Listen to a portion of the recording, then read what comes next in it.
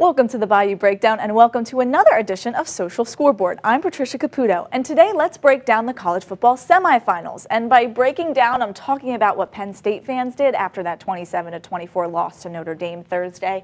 But while Penn State fans were wiping their tears just 2 hours away, Pitt fans were laughing, cracking up, some may say. Coming in at number 3, Pickettsburg 8 on X, shout out Kenny Pickett, got creative, making his laughing emojis in the shape of an L to celebrate Penn State head coach James Franklin falling to 1-18 versus AP top 5 teams in his career, including his time at Vanderbilt.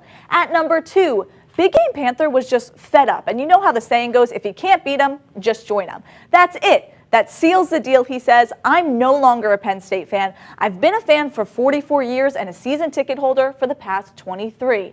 James Franklin cannot win a big game. I'm taking my fan base to Pittsburgh, where they are building a super dynasty. Come on, Penn State just tore down their press box. You don't even want to see the new renovations in their stadium that's coming? Clearly, Big Panther has nothing to look forward to, but hey, we'll see how being a Pitt fan works out. You know, they haven't won a natty since 1976. Surely, with all the changes with NIL and the transfer portal, they're bound to win a natty sometime soon, right? Anyway, coming in at number 1, Penn State beat no one with a pulse in the regular season, said Mike Honcho 1997. Got gifted the easiest path to the playoffs and still, look, let's keep it PG here, wet the bed. Classic Franklin. Fans may seem angry, but all signs point to Drew Allard and James Franklin trying to make another run for the playoffs next season. Now let's shift to Friday's game. You know, when Texas was at Ohio State's 1-yard line and Quinn Ewers tossed the ball back to the 9-yard line with 4 minutes left to play when they were down by 7? Yikes.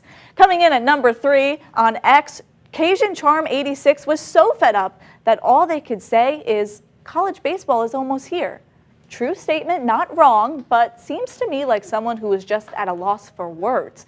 But hey, maybe Texas baseball will win a chip this year. Who knows? I love the positivity, Cajun Charm. Keep it coming. And at number 2, Johnson on TikTok, who appears to be an Ohio State fan, judging by that profile pic, threw some shade at Texas's head coach, saying, Sark is a James Franklin of the SEC.